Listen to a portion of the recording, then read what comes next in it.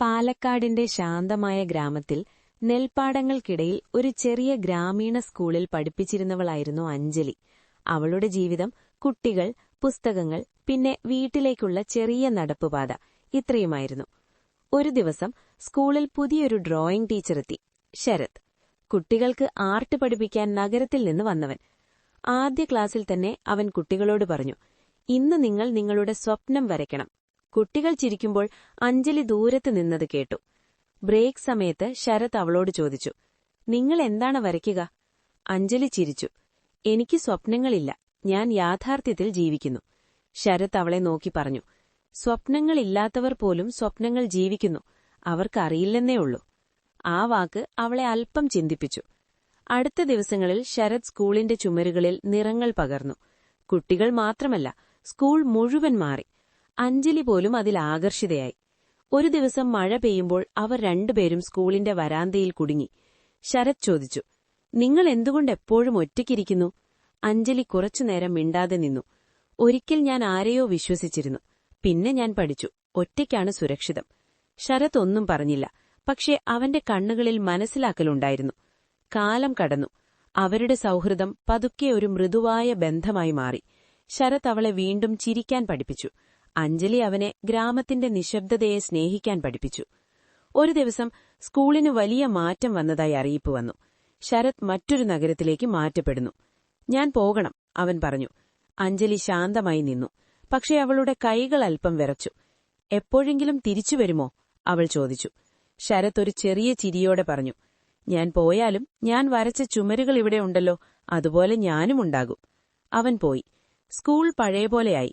പക്ഷെ ചുമരുകളിലെ നിറങ്ങൾ ഇപ്പോഴും അവന്റെ കഥ പറഞ്ഞു. മാസങ്ങൾ കഴിഞ്ഞ് സ്കൂൾ വാർഷിക ദിനത്തിൽ ഒരു പ്രത്യേക അതിഥി വന്നു. ചുമരിൽ വീണ്ടും ഒരു പുതിയ പെയിന്റിംഗ്. അതിന്റെ അടിയിൽ എഴുതിയിരുന്നു, അഞ്ജലിക്കായി, എന്റെ ആദ്യത്തെ യഥാർത്ഥ നിറം. അവൾ തിരിഞ്ഞു നോക്കുമ്പോൾ ശരത് അവിടെ നിന്നു.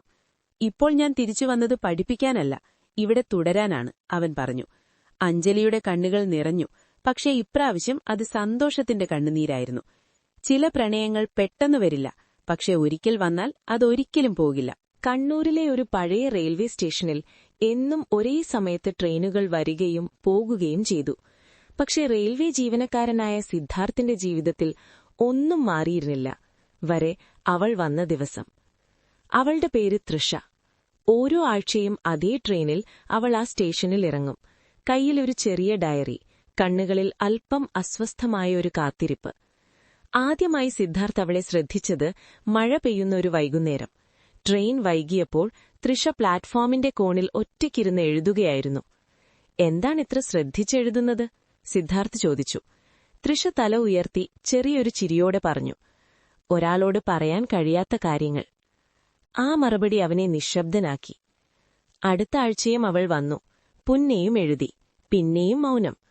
പതുക്കെ സിദ്ധാർത്ഥ് അവളെ കാത്തിരിക്കാൻ തുടങ്ങി. ട്രെയിൻ വരുന്നതിനു മുമ്പല്ല, അവൾ ഇറങ്ങുന്ന നിമിഷത്തിനായി. ഒരു ദിവസം അവൻ ചോദിച്ചു, നീ എപ്പോഴും ഇവിടെ വരുന്നത് എന്തിനാണ്? തൃഷ കുറച്ചുനേരം മിണ്ടാതെ നിന്നു. ഞാൻ ഒരാളെ കാത്തിരിക്കുന്നു, പക്ഷെ അവനിനി വരില്ലെന്നെനിക്കറിയാം. സിദ്ധാർത്ഥ് ഒന്നും പറഞ്ഞില്ല, പക്ഷെ അവന്റെ കണ്ണുകളിൽ ഒരു ചോദ്യമുണ്ടായിരുന്നു. ദിവസങ്ങൾ കടന്നപ്പോൾ അവരുടെ സംഭാഷണം നീളാൻ തുടങ്ങി. ട്രെയിനുകളുടെ ശബ്ദത്തിനിടയിൽ അവർ ജീവിതം പങ്കുവച്ചു. തൃഷയുടെ മൗനം പതുക്കെ കുറയുകയും സിദ്ധാർത്ഥിന്റെ ലോകം അവളിലേക്ക് ചുരുങ്ങുകയും ചെയ്തു. ഒരു ദിവസം ട്രെയിൻ എത്തിയില്ല, തൃഷ എത്തിയില്ല. സിദ്ധാർത്ഥ് അസ്വസ്ഥനായി. ആ ദിവസം മുഴുവൻ അവൻ പ്ലാറ്റ്ഫോമിൽ നിന്നു. അടുത്ത ദിവസം അവൾ വന്നു, പക്ഷെ ഈ പ്രാവശ്യം കണ്ണുകളിൽ കണ്ണുനീരുണ്ടായിരുന്നു. അവൻ തിരിച്ചുവരില്ലെന്നുറപ്പായി, അവൾ പറഞ്ഞു. സിദ്ധാർത്ഥ് ആദ്യമായി അവളെ നേരെ നോക്കി പറഞ്ഞു, അവൻ പോയിട്ടുണ്ടെങ്കിൽ നീ ഇപ്പോഴും ഇവിടെ ഉണ്ട്. തൃഷ അവനെ നോക്കി.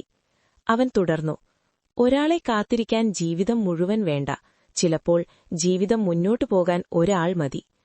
ആ വാക്കുകൾ അവളുടെ ഹൃദയത്തിൽ പതിഞ്ഞു. മഴ പെയ്യുന്ന ഒരു സന്ധ്യയിൽ ട്രെയിൻ എത്തുമ്പോൾ തൃഷ പതിവ് പോലെ എഴുതിക്കൊണ്ടിരിക്കുകയായിരുന്നു.